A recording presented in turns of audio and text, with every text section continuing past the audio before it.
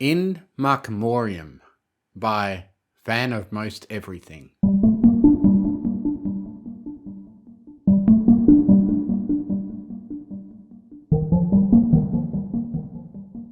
The components were prepared, the stars were right, the ritual began. This, Misty told herself all the while, was a bad idea. Of course, Misty had never had a good idea that didn't involve instantly agreeing with whatever Opaline said. Opaline had told her as much plenty of times before, but in terms of bad ideas, this had to be the worst one she'd ever had. Still, Opaline's rarely given praise came a little more often when it came to Misty's willingness to do anything to get what she wanted. So maybe, just maybe, the alicorn wouldn't mind as much that Misty was using the throne room's scrying pool for her own purposes while her mistress slept. Her efforts lit only by the pale, eerie flames in their sconces and the magic radiance of the pool itself. Opaline certainly hadn't minded Misty going through the castle library to find the ritual in the first place, though she just might not have noticed the research when she hadn't needed Misty herself. Anything Opaline needed took priority, not because she needed Misty specifically, but because she'd be too busy with something truly important. Otherwise, Opaline would have taken care of it herself.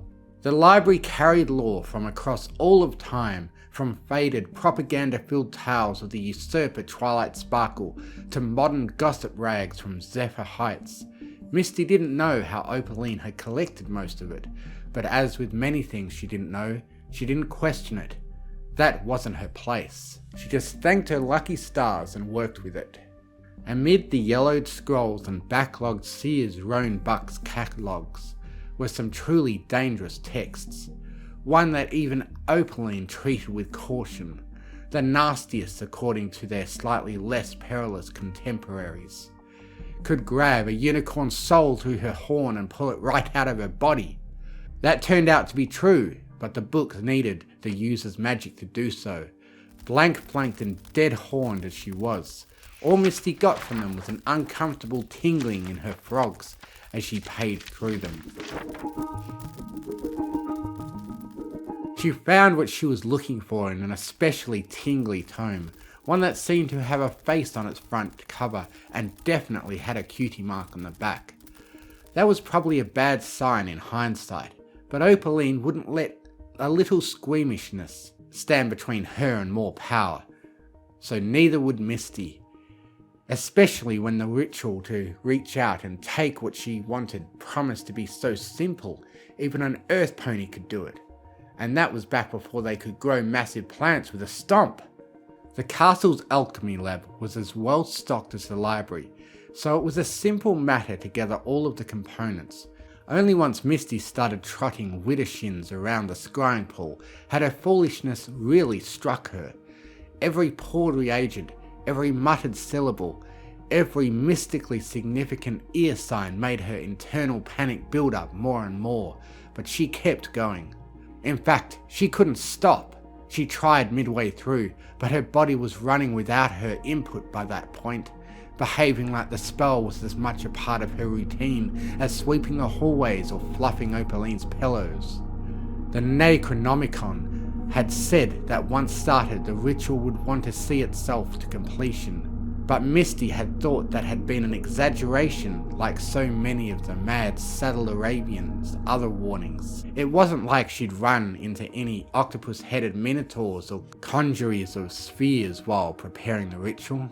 She wasn't even sure what a conjury was. A shudder brought Misty out of her thoughts just in time to notice the mist billowing out of the scrying pool, filling the throne room and washing out its polished golds and deep blues.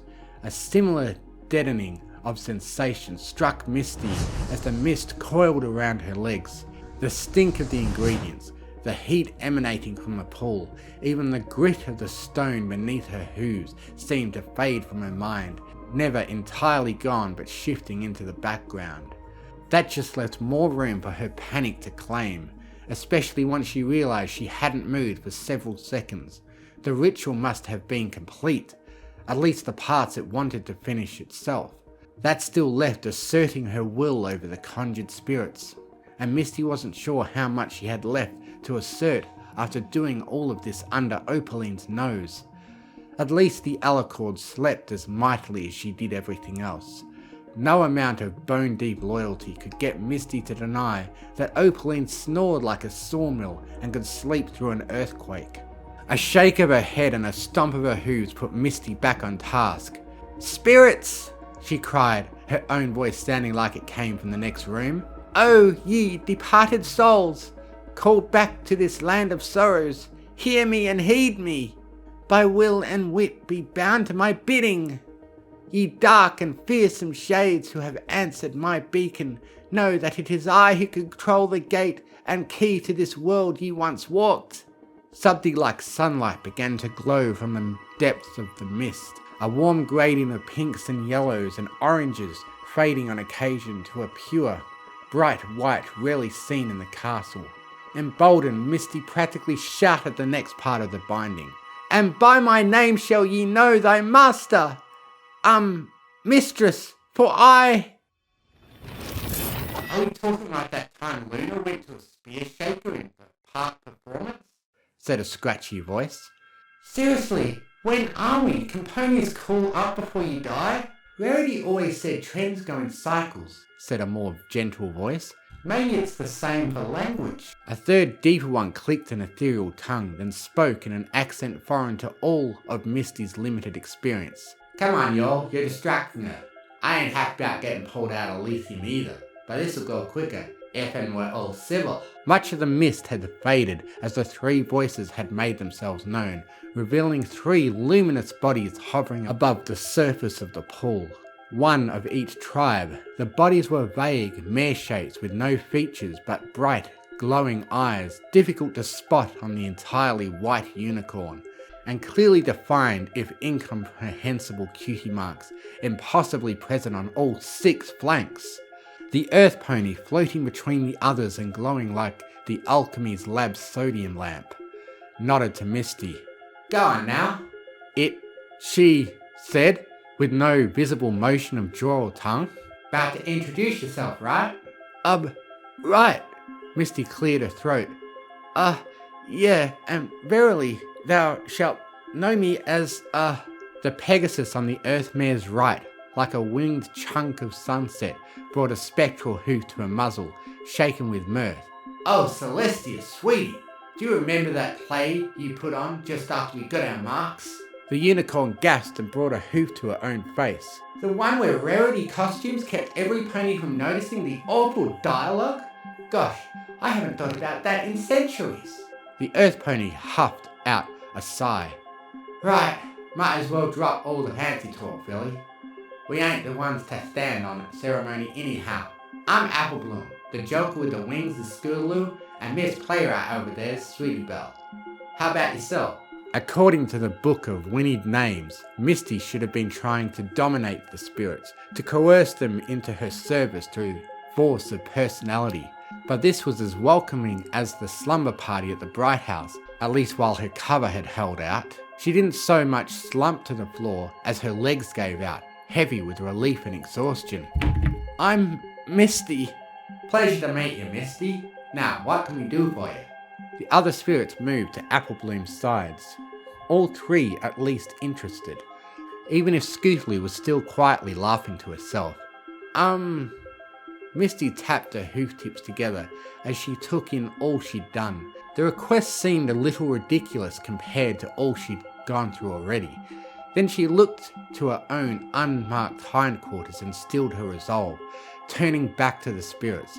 She stood back up, squared her withers and said, "I want a cutie mark." Vague as their expressions were, Misty could still tell the spirits were shocked by that. They just stared at her for a few moments, shocked still and eyes wide. Just as anxiety began to twist in Misty's gut, Scootaloo said, "Did we ever try necromancy?" "Not for ourselves," answered Sweetie Belle. "But there were a few one-on-one clients where I broke out some parlour tricks. Mostly just burnt sage and spirit boards. It's not like Twilight ever let us learn anything serious." Misty took a step back. "Twilight? As in Twilight Sparkle?" "Well, sure. Ain't she still around?"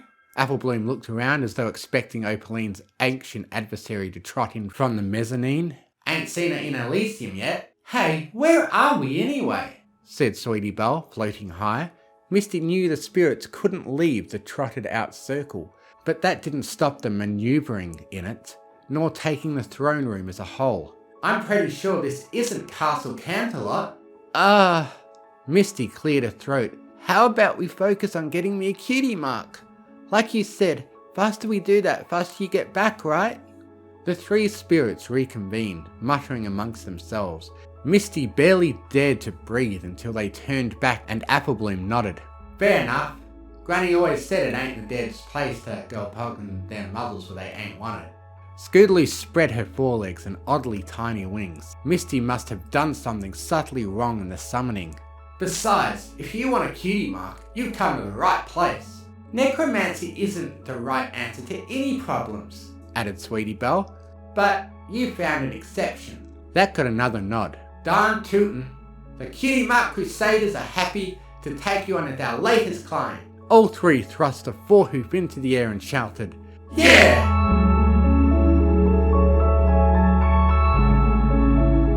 Yeah, Misty added a beat later. So, what's first? Sweetie took another turn around the room. Well, we're going to need to get a chart together. Misty? Misty's ears folded back. Oh no! She scrambled away from the archway she should have been keeping an eye on the whole time. Who's that? Said Scootaloo, not at all helping. Applebloom rubbed her ephemeral chin. Almost sounds familiar, don't she? Opaline burst into the room.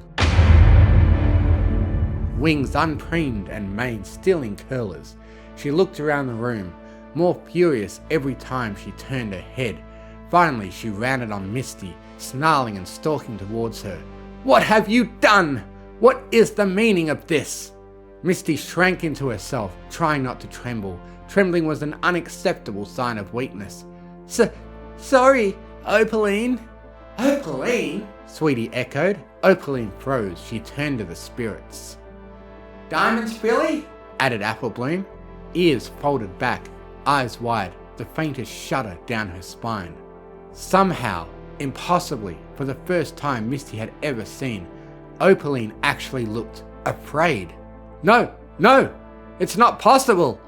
Scootaloo tilted her head as she looked back at her. How the hay did a friendship school dropout become an alicorn?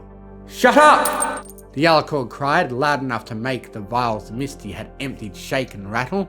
Shut up! All of you! I'm finally free of your insipid lessons and I will not put up with them any longer! Sweetie Belle just sighed. Yeah, that's Opaline alright. I said shut up! Opaline's eyes swept the room. She grabbed a flask in her magic, tugged out the stopper and tossed the whole thing into the scrying pool. A pillar of black smoke and foul-smelling water erupted from it, the former filling the room in short order. Misty choked and staggered helplessly until a breeze cleared the air. She looked up, saw Opaline flapping her wings and glaring at her, and immediately wanted the smoke back. Misty focused on the floor, telling herself the tears in her eyes were just from irritation. So, what were you thinking? I was only trying to... Never mind what you were trying to do. A wingtip forced Misty's head until she stared into Opaline's furious eyes. Smoke still spewed out of the darkened scrying pool behind her. What you did was waste countless reagents for some foolish errand that will take valuable time and resources to undo when we can least spare either. Opaline narrowed her gaze. But before any of that, you and I are going to have a long conversation about not taking what doesn't belong to you. Misty knew that meant Opaline would spend a long time talking about all the ways she'd messed up, and she'd spend a long time agreeing with the one who knew best. Best to start out early. Yes, Opaline. Yeesh, some pony took after her grandma. Both ponies froze. Misty reacted first, looking further up. All three spirits hovered around Opaline like oversized fireflies. Scootaloo took special pleasure in drifting down, upside down, and hooves behind her head, until she was muzzle to muzzle with the alicorn. Opaline glowered at her. I dismissed you! You just disrupted the ritual cycle that kept us in place, said Sweetie Belle, which you'd know if you paid attention in magic class. She turned to Misty, and one of her eyes briefly dimmed to her background luminance. A wink? Twilight didn't let us learn necromancy, but I had to prep for substitute classes somehow. We can leave, continued Scootaloo. We just don't want to. Both made way for Applebloom, who found a way to crack her fetlocks despite being a disembodied spirit. Now your ma and I found peace a long time ago, Opaline, but if you talk to this filly like that one more time, I'm still gonna smack you so hard Diamond's gonna feel it. Sweetie giggled. And if you think we're bad... If Opaline had looked afraid when she'd first seen the Crusaders, she looked outright terrified now. Her pupils were pinpricks, her horns sending off useless sparks, her speech sputtering and incoherent. Scootaloo patted Misty on the withers, which felt a little like her legs falling asleep.